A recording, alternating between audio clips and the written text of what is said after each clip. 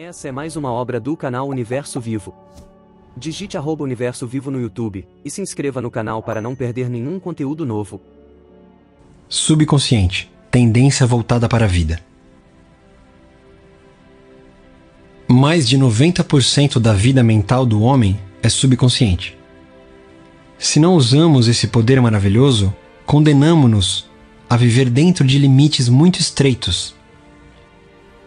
Os processos do subconsciente são sempre construtivos e voltados para a vida. O subconsciente é o construtor de nosso corpo e lhe dirige todas as funções vitais. Trabalha 24 horas por dia e jamais dorme. Faz tudo o que pode para nos ajudar e evitar que qualquer mal nos aconteça. Em contato com a vida infinita e a sabedoria sem limites, seus impulsos e ideias orientam-se sempre para a vida. As grandes aspirações, inspirações e visões de uma vida mais elevada e nobre têm nele sua origem. Não podemos discutir racionalmente nossas convicções mais profundas porque elas não nascem na mente consciente, mas no subconsciente.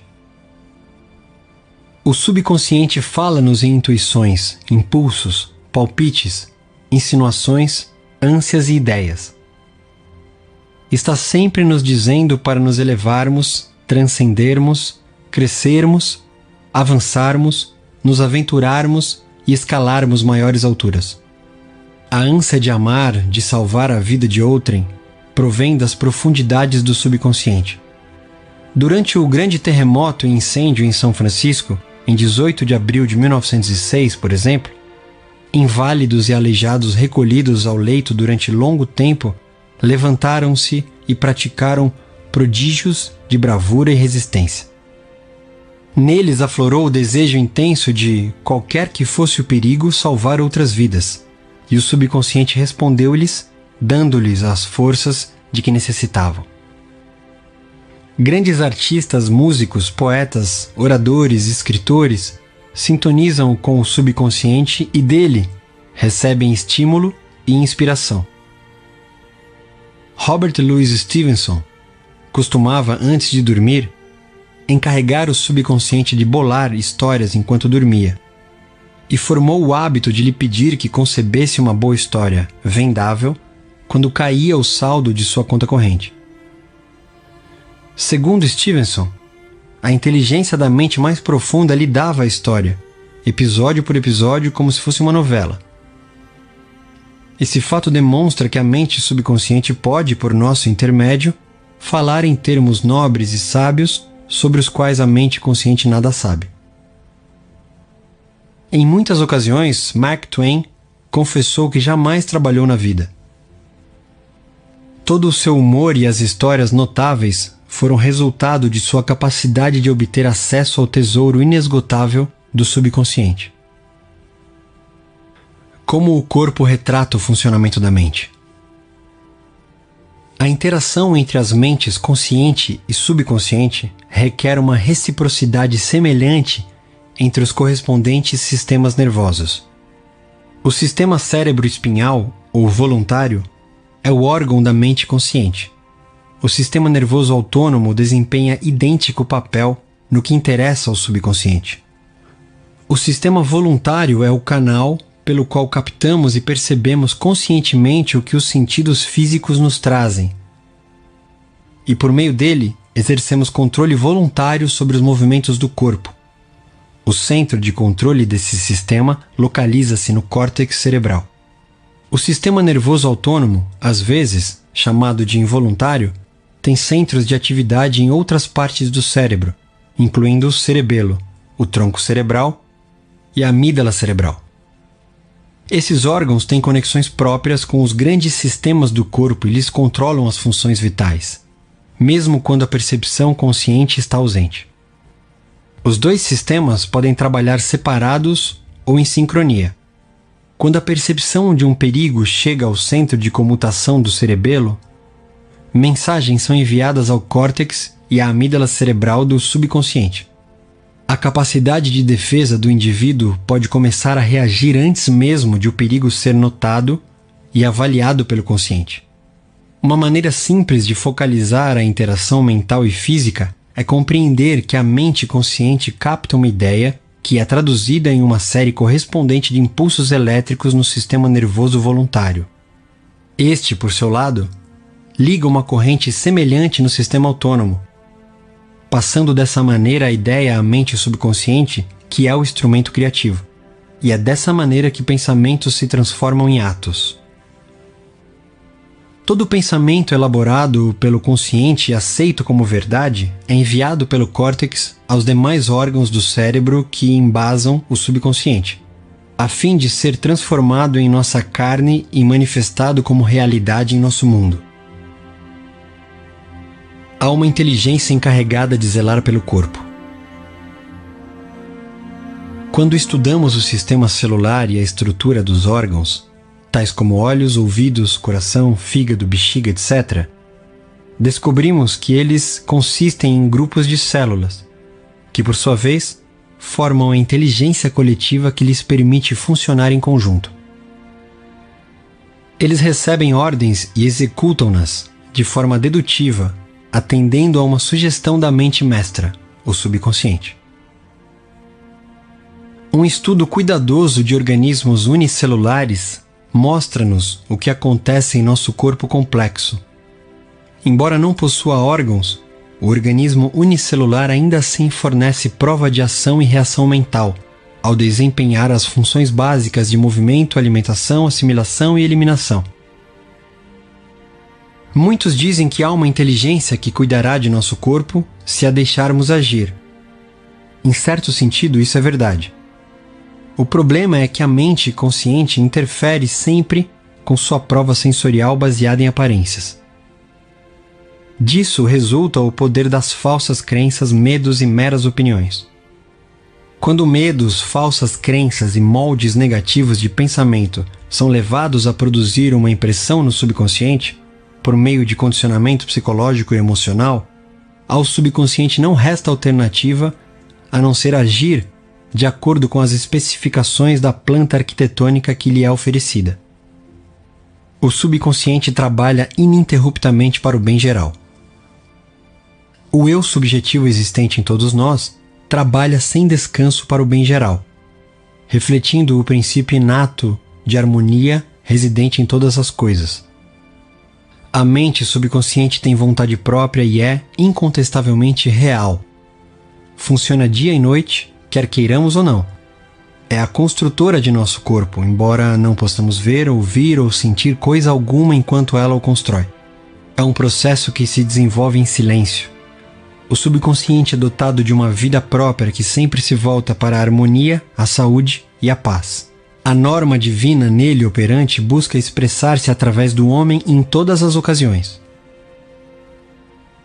Como o ser humano interfere no princípio inato da harmonia? Se queremos pensar de modo correto, científico, temos que conhecer a verdade.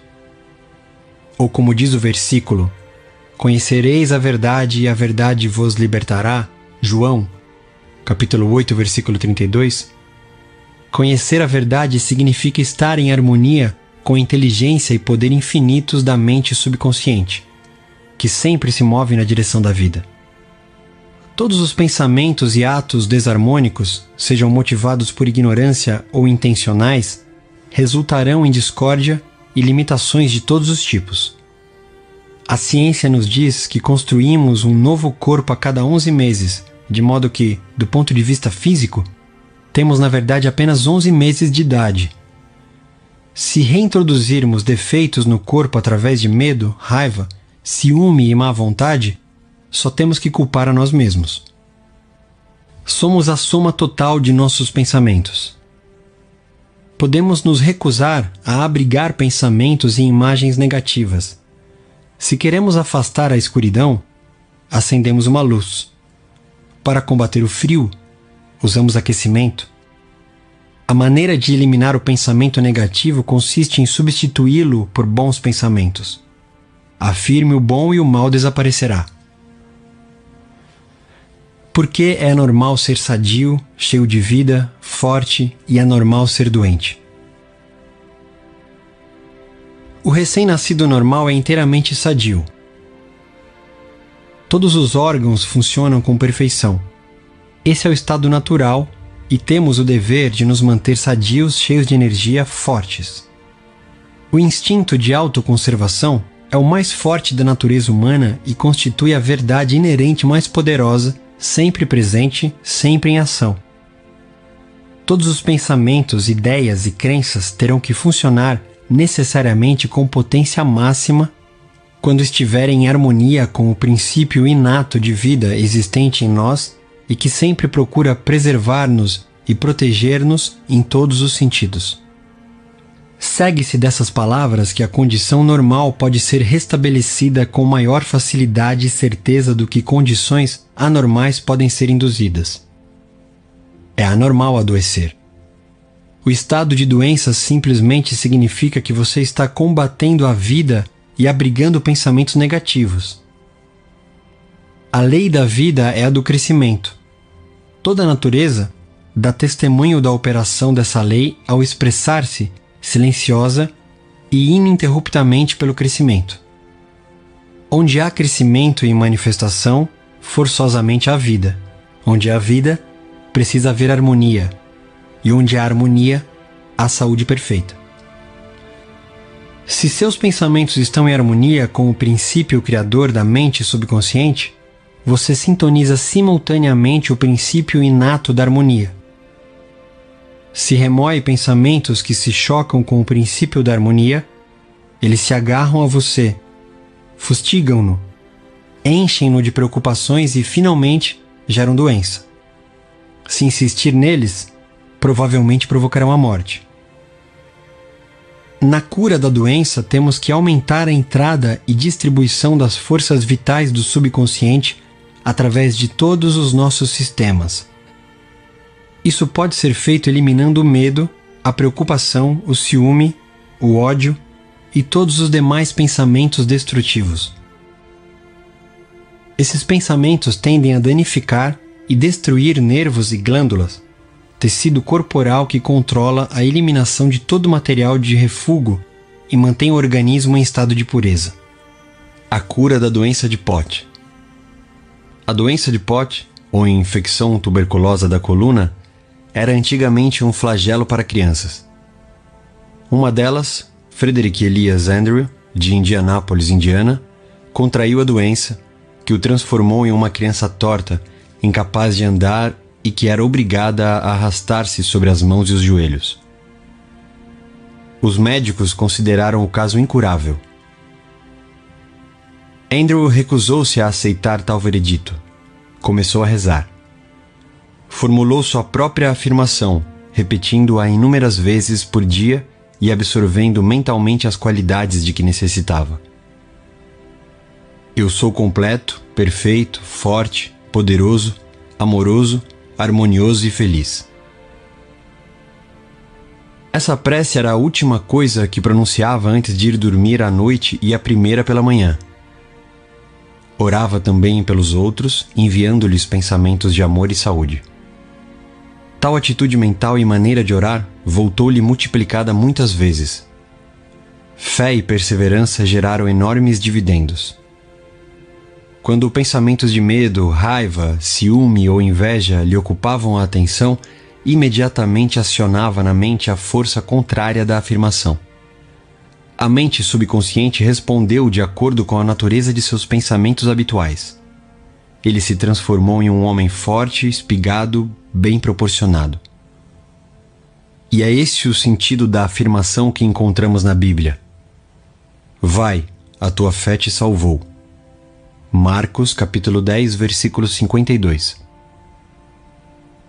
Como a fé nos poderes de seu subconsciente pode torná-lo sadio?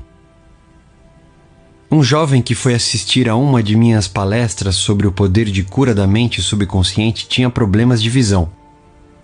O oftalmologista lhe dissera que ele precisava submeter-se a uma operação delicada, arriscada. Após conhecer a base científica da prece, o jovem disse a si mesmo: meu subconsciente criou meus olhos e pode curá-los. Todas as noites, ao ir dormir, entrava em um estado passivo, meditativo, semelhante ao de sono. Controlava a atenção e focalizava-a no médico. Imaginava-o à sua frente e ouvia, ou imaginava claramente o médico lhe dizendo: um milagre aconteceu. Ouvia-o repetir a mesma frase repetidamente todas as noites durante 5 minutos antes de adormecer. 3 semanas depois foi a outra consulta com o mesmo médico que lhe examinara a vista. O médico examinou-o e exclamou: isso é um milagre. O que foi que aconteceu? O paciente produziu uma impressão em seu subconsciente, usando o oftalmologista como instrumento ou meio para transmitir a ideia e convencê-lo. Por meio de repetição, fé e esperança de bons resultados, ele impregnou a mente subconsciente. Ela construíra o olho. Tinha em si o molde, ou planta, perfeito da estrutura normal, sadia do olho. Uma vez nele gravada a ideia de restaurar a saúde do olho, o subconsciente imediatamente começou a agir para que isso acontecesse. Esse é outro exemplo de como a fé no poder de cura do subconsciente pode nos tornar perfeitos. Pontos a relembrar. 1. Seu subconsciente construiu seu corpo e trabalha 24 horas por dia. Abrigando pensamentos negativos, você interfere nesse molde gerador de vida. 2. Encarregue seu subconsciente da tarefa de encontrar uma solução para qualquer problema antes de ir dormir e ele responderá. 3. Vigie os pensamentos. Todo pensamento aceito como verdade é enviado pelo córtex consciente às estruturas cerebrais do subconsciente e volta ao seu mundo como realidade. 4. Saiba que pode se reconstruir dando uma nova planta baixa à mente subconsciente. 5. A tendência do subconsciente é voltar-se sempre para a vida. Seu trabalho é com a mente consciente. Alimente o subconsciente com premissas verdadeiras. O subconsciente reproduz sempre aquilo que você lhe dá sob a forma de padrões mentais habituais. 6. Você constrói um novo corpo a cada 11 meses. Mude o corpo mudando os pensamentos e conservando-os mudados. 7. É normal ser sadio. É anormal estar doente. Em nós reside o princípio inato da harmonia. 8. Pensamentos de ciúme, medo, preocupação, ansiedade prejudicam e destroem nossos nervos e glândulas, gerando doenças mentais e físicas de todos os tipos. 9. O que você afirma conscientemente e aceita como verdade se manifestará em sua mente, em seu corpo e nas situações de vida. Afirme o bem e desfrute a alegria de viver. Essa é mais uma obra do canal Universo Vivo. Digite @Universo Vivo no YouTube e se inscreva no canal para não perder nenhum conteúdo novo.